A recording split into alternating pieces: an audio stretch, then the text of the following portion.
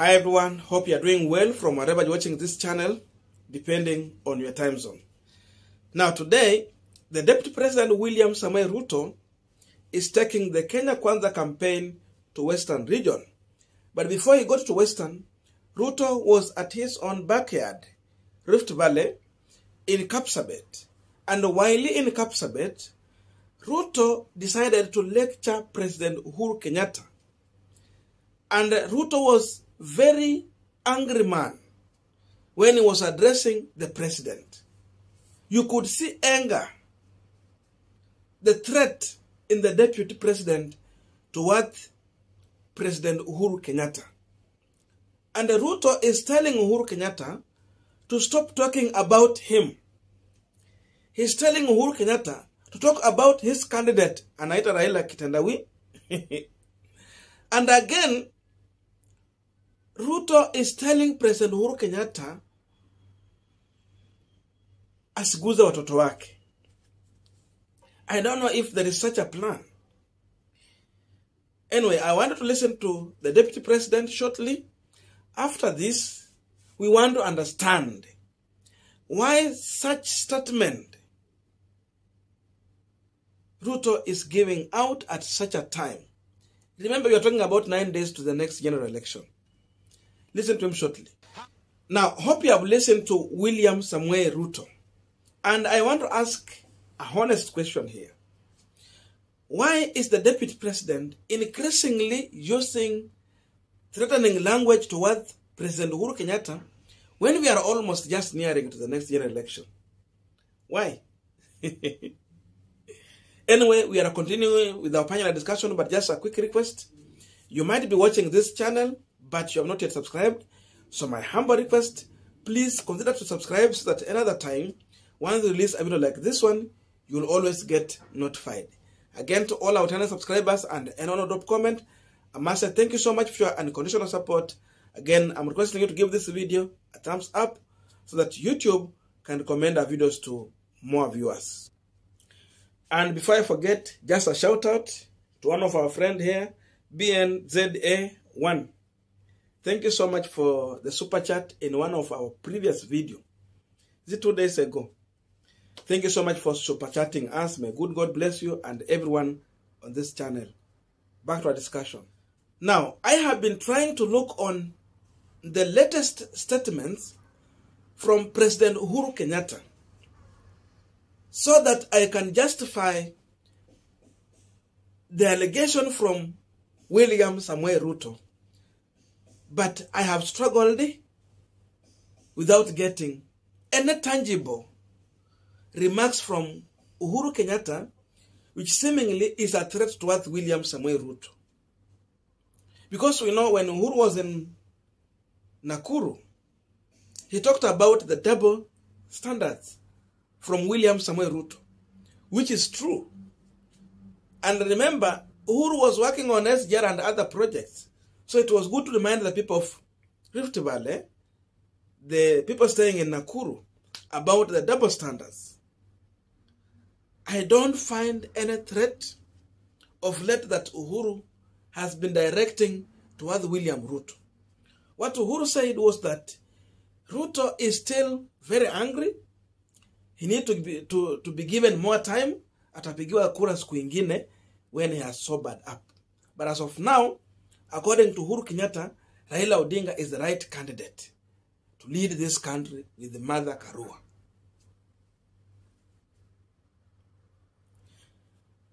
So, it's very hard to see the threat that William Ruto is trying to talk about. And when William Samoei Ruto tell President Uhuru Kenyatta to stop talking about him and talk about Railaodinga, his project, what William Samoei Ruto should be reminded is that all of his allies have been directing insults towards President Uhuru Kenyatta, including his running mate Rigathi Gachagua. Even William Samoei Ruto himself has been addressing the president. But the president has been quiet for so long. And this is part of the reasons why Raila Odinga decided to boycott the presidential debate, having seen how Rigathi Gachagua had handled the issue of President Uhuru Kenyatta in a debate where he was supposed to face Martha Karua. He ended up mentioning the president throughout the debate, and that was what William Samoei Ruto was going to do in the presidential debate. Tonight, I'll present the Kenya Kwanza plan on how we intend to turn around the economy of this country. A few moments later, Had President Uhuru Kenyatta, and that allowed President Uhuru Kenyatta, President Uhuru Kenyatta, President Uhuru Kenyatta, President Uhuru Kenyatta, President Uhuru Kenyatta, Uhuru Kenyatta, Uhuru Kenyatta, President Uhuru Kenyatta, President Uhuru Kenyatta, President Uhuru Kenyatta. Here comes President Uhuru Kenyatta. 6 hours later, Of Uhuru Kenyatta, the role of President Uhuru Kenyatta. President Uhuru Kenyatta has President Uhuru Kenyatta will continue to fight President Uhuru Kenyatta. President Uhuru Kenyatta who had said so by President Uhuru Kenyatta. President Uhuru Kenyatta by Uhuru Kenyatta when I supported Uhuru Kenyatta. Nenda kwa mtupulalifaki. Now, if you keep on mentioning the name of the president, how then do you expect him to keep quiet? Just silent, helplessly, seeing you talking about him. Uhuru Kenyatta is a politician. So if you talk about him, he will come back to respond. And if you check careful, when Kenya Kwanza is not talking about Uhuru Kenyatta, Uhuru is a state house silently and doing his work. But when they keep on talking about him, Uhuru will at one time come to respond to them. Ruto is saying that Raila Odinga ni mtu wa kung'oa reli. I have seen people responding to Uhuru Kenyatta, William Ruto at the same time. And they are reminding him, if you want to frame Raila Amolo Odinga and the whole community kama watu wa kung'oa reli, then they keep on reminding him about the people who were banned in Rift Valley. Does he want them to say that na yeye ni mtu wa kuchoma watu? Anataka waseme hivyo. Because now, this is the kind of engagement I'm seeing people now are trying to push for on social media, which is a very dangerous narrative. He should be careful when you want to profile a community and an individual. When the deputy president talk about the president dealing with Raila Amolo Odinga kama mtu wa kujiapisha, William Ruto should be informed. He should be aware. The reason why Raila Amolo Odinga was swearing himself after the 2017 general election. Raila believed that he won the election, but Uhuru Kenyatta and William Ruto got together to rig him out. That is the truth. In 2017, we know the election was about two communities against all.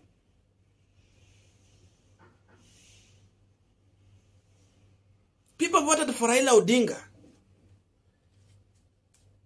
But Uhuru Kenyatta and William Ruto successfully managed to rig Raila Odinga out. So Raila swearing himself in was just a reaction to what he had gone through. But Uhuru had some wisdom. He decided to call for a handshake. Because he knew governing a country on stolen election, it was not going to be possible. At least he needed Raila Amolo Odinga around him. And that is what informed the handshake. Something that is making William Ruto so much angry, so much bitter, until he has lost control of his mind. He don't think twice before he speak. And you can see the kind of statements coming from William Samoei Ruto. So did he want Uhuru Kenyatta to jail Raila Odinga? Or they wanted to declare war in this country? Something that we know president in his own wisdom, he had another way of dealing with it. Another grave allegation is what the deputy is talking about. Usiguze watoto wangu.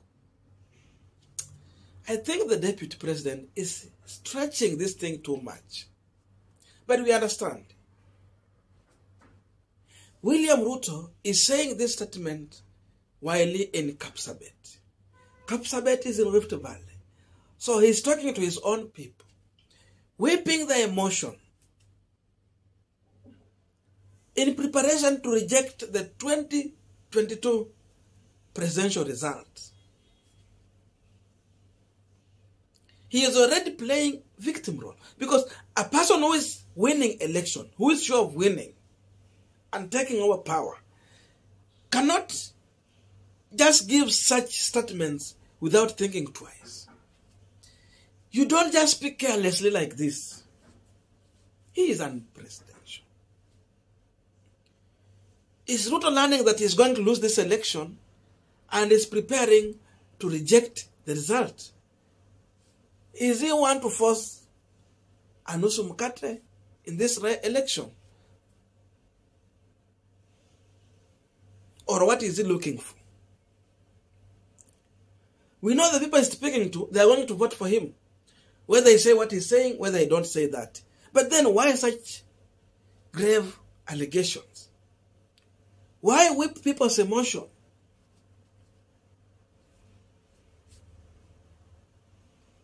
Preparation to reject the results. So he needed the backing of his own people to stand with him. That's why he's preparing their minds. Ruto goes ahead to say that Kenyans should not accept to be provoked. But then I asked myself a question. Look at William Samoei Ruto himself. He is already provoked. He is an angry man. And now when he's provoked, he speaks without measuring his words. Then you are telling Kenya not to be provoked. Is it a reverse psychology, or what are you telling people here? You are already a provoked man. That's why you're not measuring your words. That's why now you are whipping people's emotions. Then you are telling them not to allow to be provoked. How?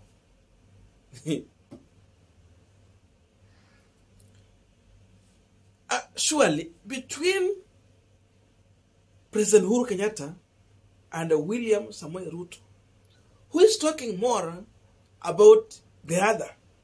Is it Uhuru Kenyatta or William Ruto? Just go and watch in every rally they go to. They can mention Uhuru Kenyatta 100 times and Uhuru will come and reply one time. So I think William Ruto should measure his words. Let him not prepare a community to reject the results. He has been saying that Railaodinga is a man who never accepts results. I think it is time he lived to his words. He prepare to accept the results.